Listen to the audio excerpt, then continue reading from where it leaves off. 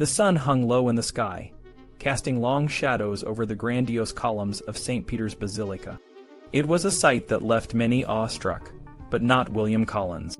As he stood at the threshold, his gaze darted across the opulent interior, and a sense of unease settled in his heart. To him, the vast cathedral was more like a pagan toy shop than a place of Christian worship. The gilded altars, the ornate statues, and the overly ornamental decorations seemed to mock the simplicity and piety that Collins held dear. Collins, a devout Anglican, had always been critical of the Catholic Church.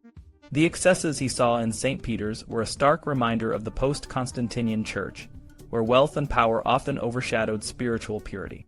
He couldn't help but think of the cathedrals of his own time, where the focus was on community and the Word of God, rather than on grand displays of wealth. As he wandered through the basilica, Collins felt a growing frustration. The Catholic Church of his day seemed to be a shadow of its former self, more concerned with worldly power than with the salvation of souls. His thoughts wandered to the historical novel he was writing, Antonina, where he had already woven in his criticisms of Catholicism. The novel, set in the ancient world, allowed him to draw parallels between the early church and the Catholic Church of the 19th century. 3 years after Antonina was published, another writer, Charles Kingsley, also used the format of a historical novel to criticize the Catholic Church. Kingsley's novel, Hypatia, was a scathing portrayal of the early church, particularly the fanatical followers of Cyril, the Patriarch of Alexandria. Kingsley's depiction of Cyril's followers was so vivid that it was thought to be a thinly veiled critique of contemporary figures like Bishop Philpotts of Exeter and Cardinals Newman and Weissman. Kingsley, despite being a respected historian, was often seen as a lightweight. This perception, combined with the obvious polemic elements in Hypatia, led to a neglect of the extensive research that went into the novel. In his preface, Kingsley made it clear that he had meticulously followed authentic history, especially the accounts of Socrates and the letters of Synesius and Isidore. He even used footnotes, a practice that was not common in novels of the time. Unlike Antonina, Hypatia was a novel that made use of detailed historical research. Kingsley's lectures on Alexandria and her schools further demonstrated his commitment to academic rigor. In his preface, Kingsley defended the early church against Gibbon's criticisms, praising figures like Clement, Athanasius, Chrysostom, and Augustine. He acknowledged the complexity of the early church, which Gibbon had often dismissed as a rotting and aimless chaos. Kingsley's portrayal of the Goths in Hypatia was also noteworthy. These Germanic tribes, often depicted as barbarians, were presented as a source of new blood for the tired and corrupted world of the Roman Empire. The Goths in the novel were comic figures at times, but they were also deeply rooted in their northern traditions and myth. This portrayal reflected Kingsley's broader interest in the role of the Goths in the early Middle Ages, a theme he explored in his work, The Roman and the Teuton. The influence of historical fiction extended beyond Britain. In France, Augustin Thierry was inspired by both Scott's Ivanhoe and Chateaubriand's Les Martyrs to write his Récits Mérovingiens. These works, published as journal articles in 1829 and later collected in 1840, were a blend of history and fiction. Thierry's reworkings of Gregory of Tours' accounts were meticulous, with extensive citations from the original Latin sources. Despite his attention to detail, Thierry's interpretation was heavily biased, portraying the Franks as oppressors of the Gauls. Thierry's work had a significant impact on the representation of the early Middle Ages. His vision of the degenerate Merovingians influenced artists like Jean-Paul Laurens, who depicted the period in the Pantheon in Paris. The Pantheon's medieval cycles, including scenes of the Huns, Franks, and Alamans, presented these groups as savage, while also showing a degree of accuracy in their archaeological details. Thierry's model of oppression was not confined to France. Alessandro Manzoni, an Italian writer, found in Thierry's work a model for depicting the Lombard invasion of Italy. In his play, Adelchi, Manzoni presented the Lombards as oppressors of the Italian people, drawing on the same themes of foreign invasion and national resistance that were central to the Risorgimento. Manzoni's work, like Thierry's, was a blend of historical research and dramatic storytelling.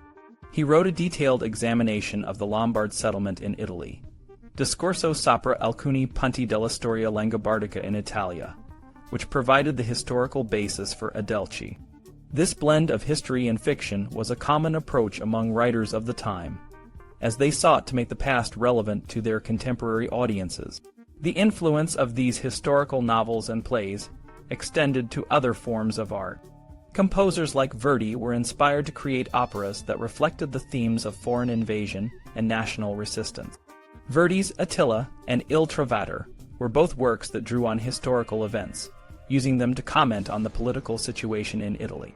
In the end, the works of Collins, Kingsley, Thierry, and Manzoni were not just historical fiction, but also powerful tools for shaping public opinion. They used the past to comment on the present, and their influence can still be felt in the way we understand the early Middle Ages today. In the 1850s, a novel by Friedrich Dahn, titled Ein Kampf um Raum, A Struggle for Rome, was a hit, even making it to the big screen with Orson Welles. But while it's a good story, historians don't take it seriously as a historical account. Dahn himself said it was a Roman éclef, meaning it uses fictional characters to represent real people and events.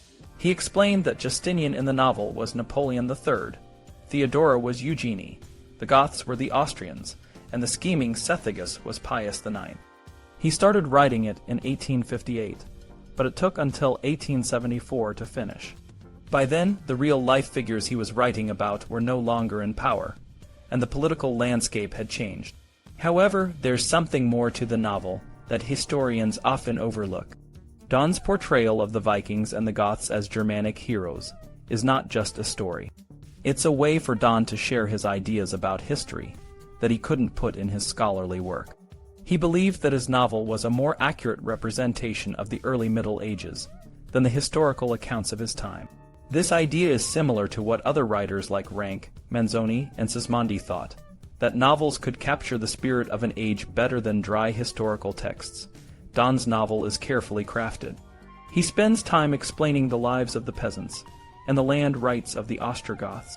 The Goths are not shown as oppressors, but as justified rulers who face some unfair resentment from the Romans. This portrayal is a mirror image of another famous novel, Adelchi by Manzoni, where the Goths are not the villains. Dahn, who was very interested in theater and had a deep love for Italy, likely had Manzoni's work in mind when he wrote Ein Kampf um Raum. These literary works, including Ein Kampf um Raum, are more complex than they might seem. They were written by people who had a deep understanding of history, but they also had their own agendas. Chateaubriand wanted to revive religion, Thierry argued for the Gauls against the Franks, Manzoni supported the Risorgimento, the movement for Italian unification, and Dahn promoted Germanic tradition. These novels allowed their authors to push their views beyond the bounds of conventional history. The impact of these works on the public was significant. They reached a much wider audience than academic texts. For example, Ein Kampf um Raum became incredibly popular, especially among young people. By 1950, it had sold 750,000 copies, more than the Bible. This means that the German understanding of the Ostrogothic period in Italy was shaped more by Dahn's novel than by his scholarly work, Die Könige der Germanen. Similarly, in France, the image of the Merovingians was shaped by Thierry's Récits Merovingians. These literary works, along with paintings and etchings, influenced how people imagine the past. For example, the illustrations by Laurens for Thierry's essays provided a more realistic view of the Merovingian period than some other artistic representations. In the end, these novels and their visual counterparts played a crucial role in shaping the public's historical imagination. They offered a blend of entertainment and education, making history accessible and engaging to a broad audience. While historians might be skeptical of their accuracy, these works had a lasting impact on how people understood the early Middle Ages. In the time of the Roman Empire, the land was divided into provinces with names like Pannonia, Noricum, and Rhaetia. These names didn't reflect the ethnic or linguistic groups living there. They were just big regions. The Romans cared more about who followed their laws and who was a citizen, not where people came from or what language they spoke. For the Romans, being Roman meant following Roman laws and values, not being born into a certain family or speaking a particular language. As the Roman Empire began to fall, things changed. New kingdoms formed, and these kingdoms were often named after the people who ruled them, like the Kingdom of the Franks, the Kingdom of the Burgundians, or the Kingdom of the Goths. The way these new rulers thought about power was different, too. Instead of basing their authority on laws and the common good, they based it on family ties and bloodlines. For example, Theodoric, the ruler of the Ostrogoths, tried to stop a war between the Franks and the Visigoths by appealing to their shared family connections, calling one of the kings his son and the other his friend. The idea of a people or a nation started to change. In the past, a nation was a group of people who shared laws and a common goal. Now a nation was seen as a group of people with a common ancestry and language. This idea of a nation as a family or a tribe became very important in how people thought about their identity and their leaders. This shift in thinking had a long-lasting impact. For centuries, European countries were named after the people who lived there, not the places themselves. France, England, Hungary, and many others are named after ethnic groups. Even today, this way of thinking about nations is very strong. When people talk about national identity, they often think in terms of shared ancestry and language, even though this can lead to problems, especially in countries with diverse populations. For example, in the 20th century, multi-ethnic empires like the Habsburg, Ottoman, and Russian empires were seen as unnatural because they didn't fit this idea of a nation as a single, homogeneous group.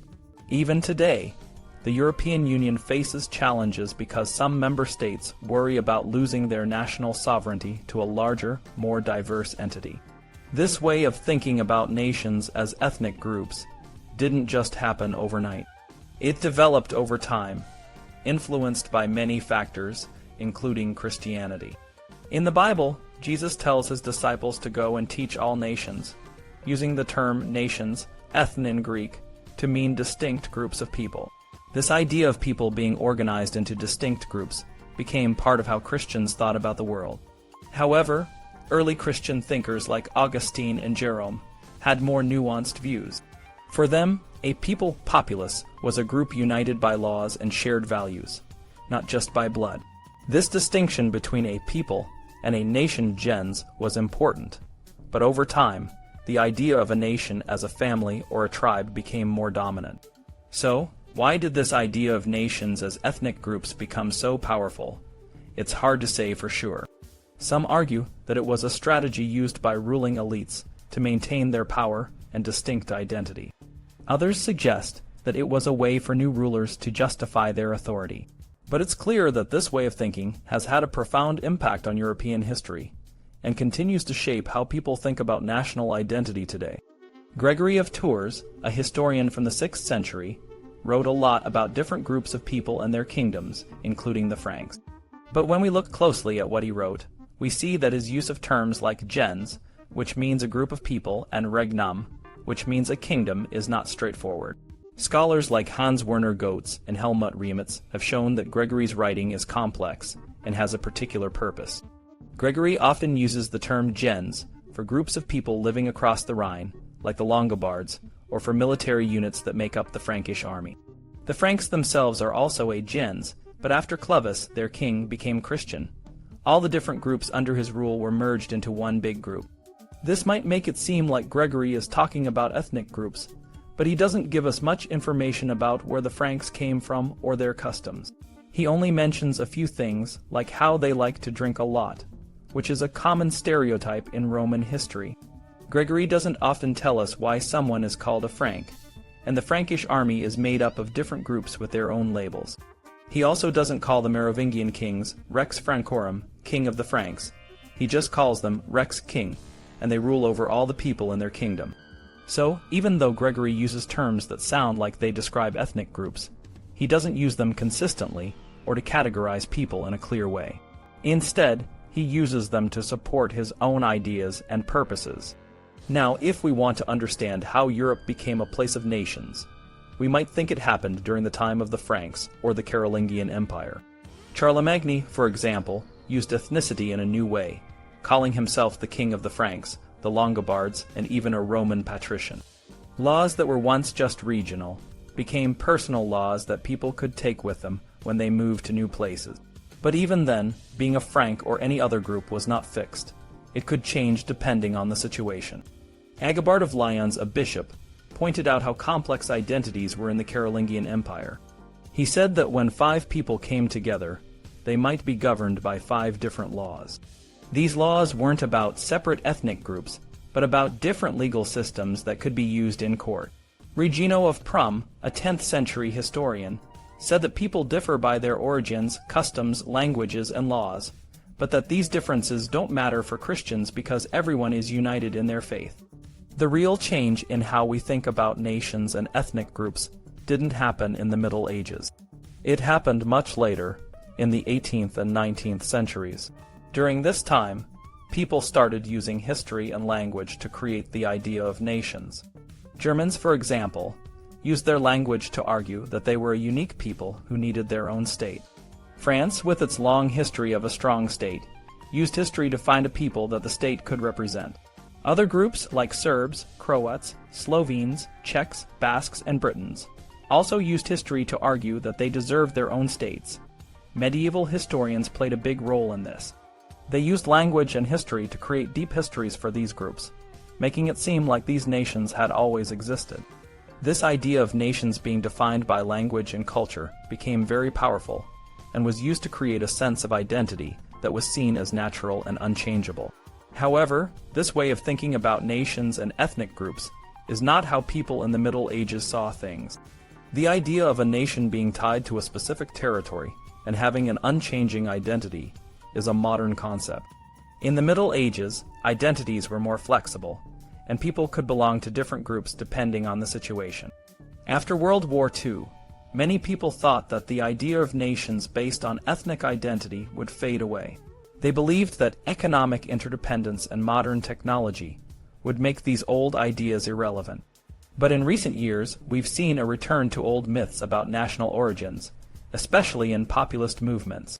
Some scholars and politicians are trying to create a common European identity to promote unity. They look to the Middle Ages to find a common Christian identity and a shared cultural heritage, but this approach has its own problems. It can ignore the conflicts and diversity within Europe, and can be used to exclude people who don't fit the idea of a European identity. For example, some people argue that Turkey should not be part of Europe because it is not Christian. This way of thinking can create new divisions and can be just as problematic as the old nationalist ideas. As an historian, I'm concerned that using the past to create a new European identity can be just as misleading as using it to create national identities. History is complex and should not be used to create fixed identities or to justify exclusion. We need to be careful about how we use the past to understand the present and the future. The historian's job isn't going to disappear anytime soon. Every new generation of people wants to know where they came from and where they fit in the world. In Europe, 2 big changes are happening: Europeanization and globalization. These changes mean that the way we understand history is changing too. Some people even say we're having a crisis in how we think about the Middle Ages, just like we're having a crisis in how we think about modern times. When we talk about the history of the Middle Ages, we can look at it in 3 main ways. Medieval Europe as a clear entity. This is the idea that Europe during the Middle Ages was a specific place with a clear identity. People often think of it as the Latin West, the area influenced by the Roman Catholic Church, or simply the West. Historians like Egon Bashoff and Verena Postel still use this idea, seeing Europe as a place with a shared culture and Christian values. But this view has been criticized for being too narrow, and for ignoring the diversity within Europe. Europe as a diverse body. This approach sees Europe during the Middle Ages as a collection of different cultures and peoples. Some historians, like Robert Bartlett, argue that Europe was shaped by the Crusades and the spread of Latin Christianity during the High Middle Ages. This view emphasizes the complexity and diversity of medieval Europe, rather than a single, uniform identity. A world of coexisting worlds. This perspective looks at the Middle Ages as a time when different worlds, including Europe, Asia, and North Africa, were interconnected. Historians like Jacques Le Goff see the Middle Ages as a crucial period in shaping today's Europe. Le Goff argues that the Middle Ages were when Europe took shape through Christianity, and the many kingdoms that formed after the fall of the Roman Empire. However, this view has been challenged by historians who study Eastern Europe and Byzantium. They point out that Europe and the East shared many cultural and religious traditions. and that the history of the Middle Ages is more complex than a simple division between the Latin West and the Greek East. The unification of Europe, especially after 1989, has made us rethink how we understand the Middle Ages. The question of whether Turkey, with its Muslim heritage, should be part of Europe has sparked debates about Europe's identity and borders. Historians are now more aware of the contributions of different religious groups, such as Orthodox Christians, Jews, and Muslims, to European history. Instead of looking for a single, unified identity for Europe, historians are focusing on the diversity and complexity of European history. Edgar Morin, a French sociologist, suggested that we should think of Europe as a place characterized by differences and contrasts, rather than a single, clear identity. Norman Davies, a British historian, emphasized that difference is a fundamental part of Europe's history. He argued that while Europe is a modern idea, its most distinctive feature is its diversity. To understand Europe's history in a more inclusive way, historians are using a comparative approach. This means looking at different cultures and countries side by side, without dismissing any as less important. By doing this, historians can see how diverse cultures influenced each other and how they coexisted, even when they were very different. In the end, the history of Europe, and especially the Middle Ages, is about understanding the many different stories that make up our shared past. By embracing this diversity, we can build a more complete and nuanced understanding of where we come from and who we are today.